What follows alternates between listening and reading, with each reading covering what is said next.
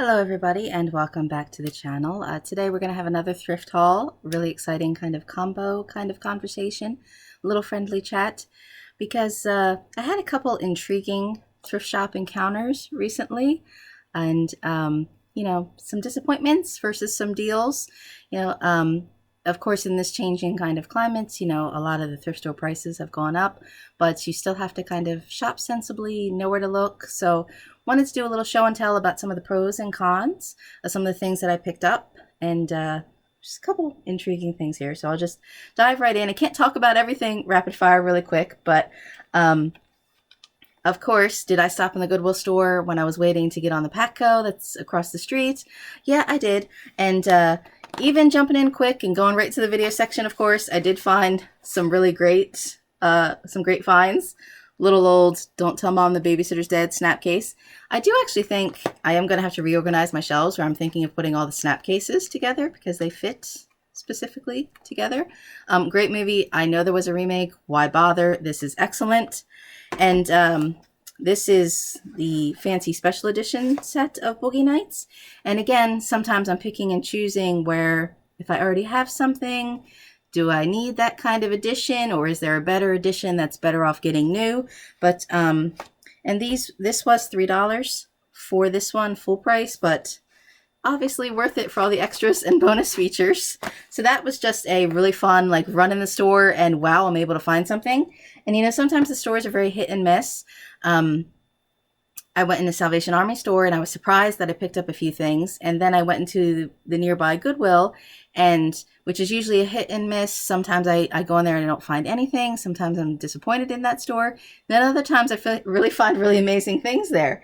And Salvation Army store, and also caveat, I did get a couple little Christmas kind of things that I'm also not sharing. I'll save those, for when the time comes. But I did pick up the VHS of Saturday Night Fever for $1. And yes, did I already have this on DVD? Yeah. Did I still get this VHS? Yes. Now this is a collector's item. And I actually did I saw Heather's. I didn't have this edition of DVD, and it said it had some nice features on here, and for $2. So that was kind of a surprise, some fun things that I didn't expect to find, but I was glad to see them. And that was Salvation Army thrift store.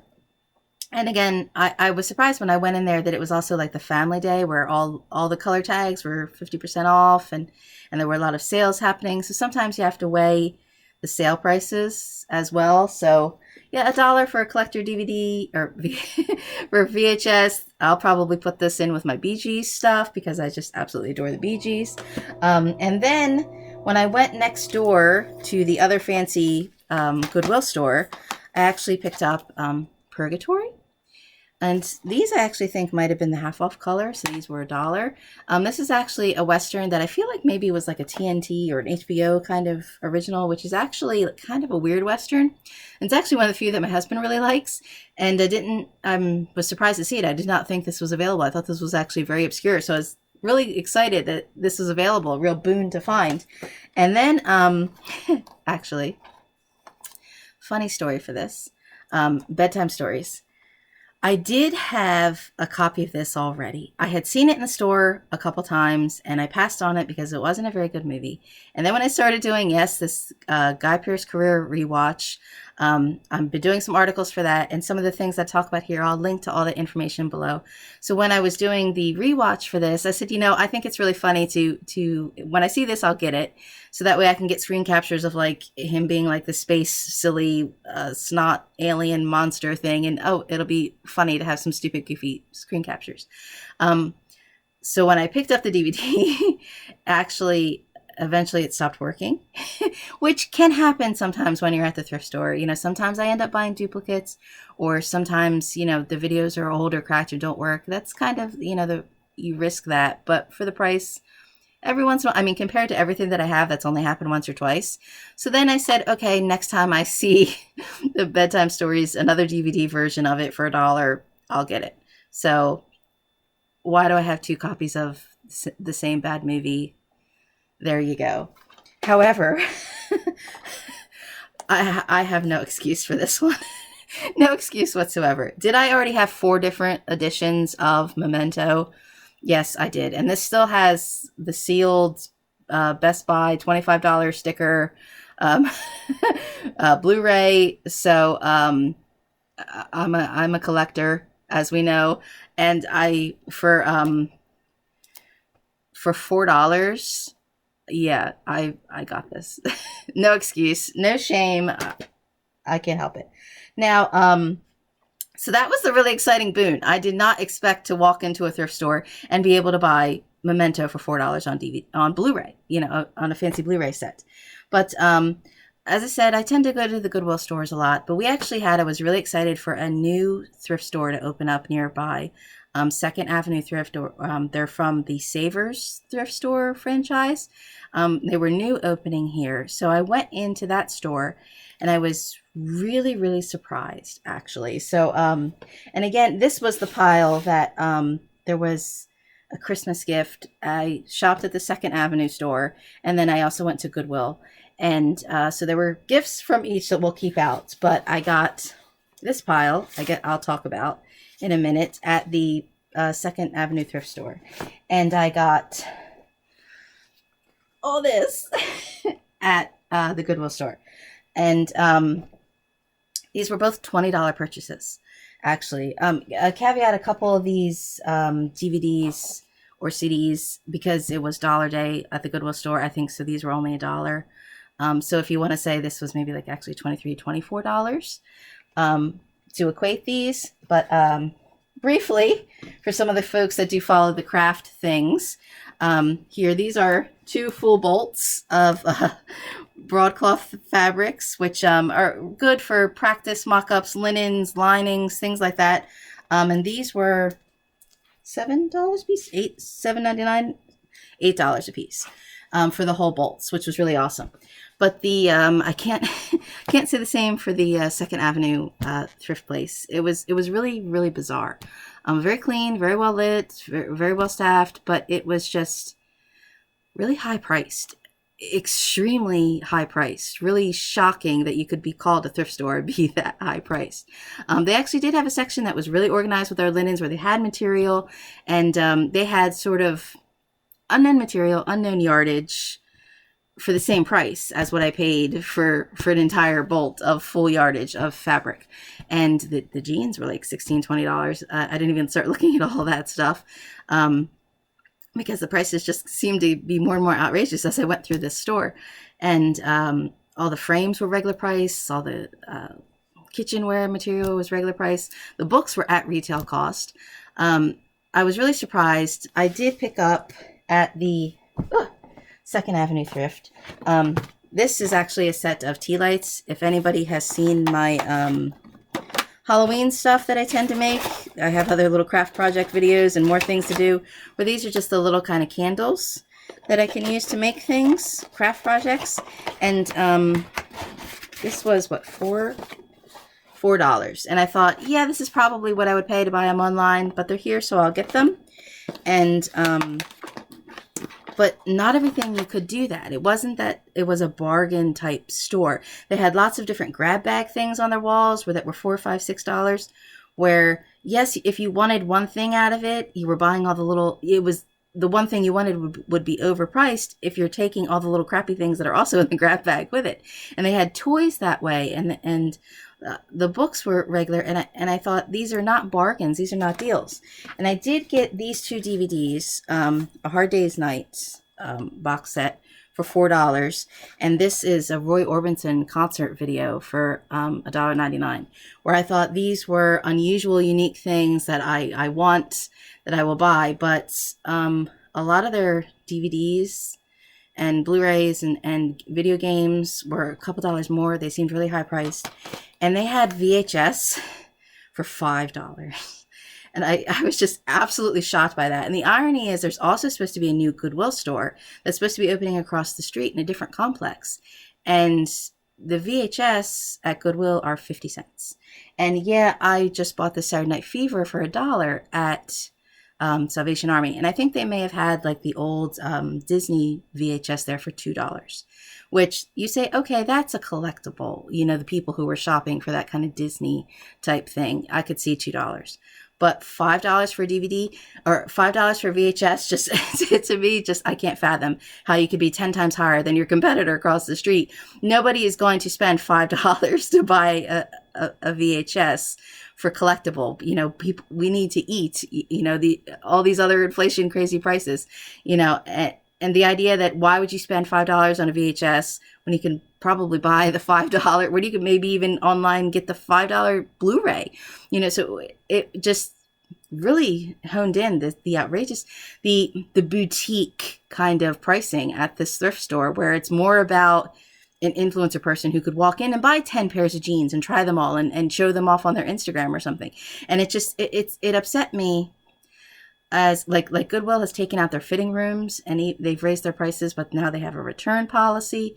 And, you know, I've seen people come in with change in order to try and buy, you know, the dollar clothing at Goodwill.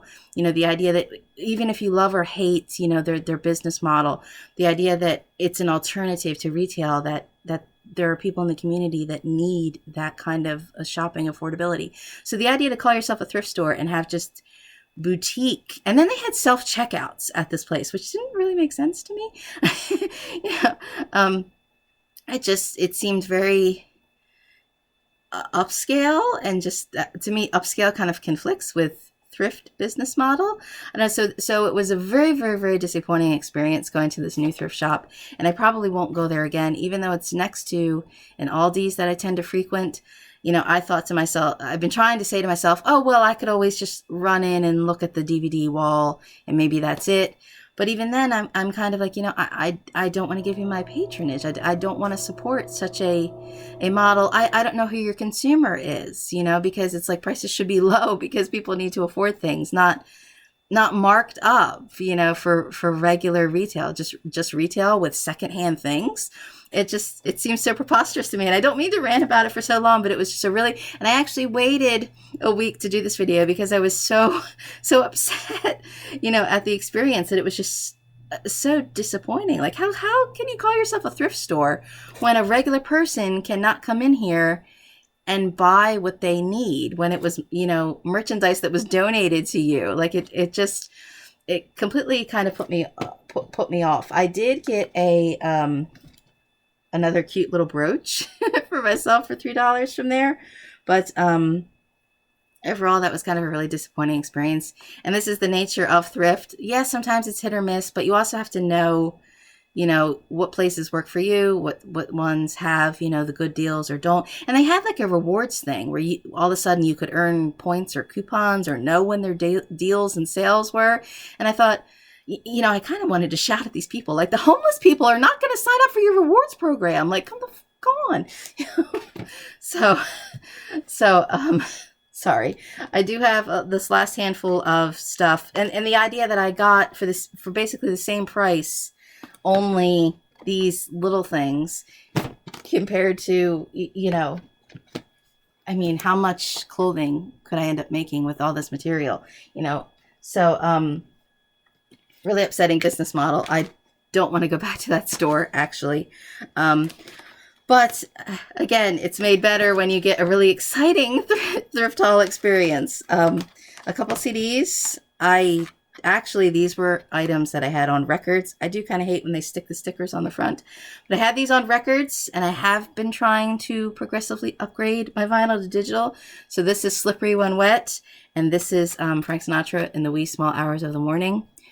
Excellent albums. I guess thematically different for different things, for different people, but both excellent. And so now I don't have to worry about my precious vinyl anymore. I have new CDs. Superman the movie I got on a snapcase, and again, these were I saw other sets of this for higher prices at the other thrift store, and obviously there are bigger and better editions of this. And like I saw two, which I did not get because, again, I was like, well, wait, it's not one that has, you know, the donner, cut, all the extra features. But this did have features. It was a snap case where I thought this is actually, because it's an older edition, that is what makes it a little more special. In contrast, actually, this Spell is a new piece. And I actually think I have a video somewhere where I was doing some horror reviews where I talked about some recent horror pictures And I really like this one. And I think I talked about it on that video, but I never edited that video and put it up. But I did also write about this video. So I wrote about this movie. I thought it was a very good folk horror. And I guess suffice to surmise, after I saw it and I was really impressed by it and I went to look up things about it, I actually saw really negative reviews about it.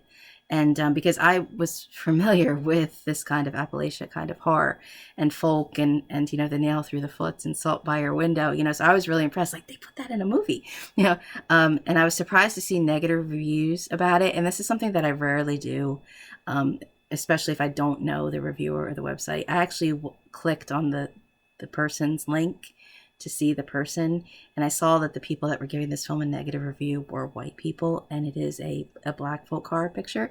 And that kind of rubbed me the wrong way of like, this, if you didn't get the horror of this, then the movie's not meant for you. That doesn't make it bad. I thought it was really excellent. So I highly recommend this one to go watch. And again, I'll link some more of this information below. Lastly, Ombre. Excellent Paul Newman movie, one of the 4 H's. And Night Moves, Christopher Lambert. I can't remember if I saw this or not way back in the day, or I feel like I recognized the title and I didn't get to see it because back in the day it was what my parents would have called a spicy picture. But this was, what is this, 80s, 90s, so 92. Saucy thriller kind of movie. Tom Skerritt is also in there, Diane Lane. So this was the half off for $1. And I was like, you know what, for $1, I'm going to roll the dice on this movie because I do like the cast. I think I do remember something saucy about it. And then I miss these kind of pictures. And Ombre, excellent classic that I highly recommend. This one was also $1. So I have more things to put on my shelves now. And I've been writing a lot of pieces. I have a couple other deadlines coming up, so hopefully I'll get this video out soon eventually. I kind of prefer these kind of haul videos where I'm not doing as much editing compared to when I'm doing bigger DIY projects that take a lot of filming and footage and editing and piecing everything together. So I did have a lot of watches, actually views, on the last thrift haul stuff I did. So when I had to vent about my thrift haul experience, I thought, well, maybe this is something worth sharing that someone might, like some of that information. So things that I have written, I will include below, any other kind of pertinent links and everything that I have going on. So yeah, every time I end a video by saying I'm going to have to organize my DVDs again, I still end up having to do the same thing. So maybe it's something with me where this is my perpetual state, constantly buying and reorganizing my DVD shelves. Okay, in today's world, I guess I could think of a lot worse things. Right? So thank you for watching.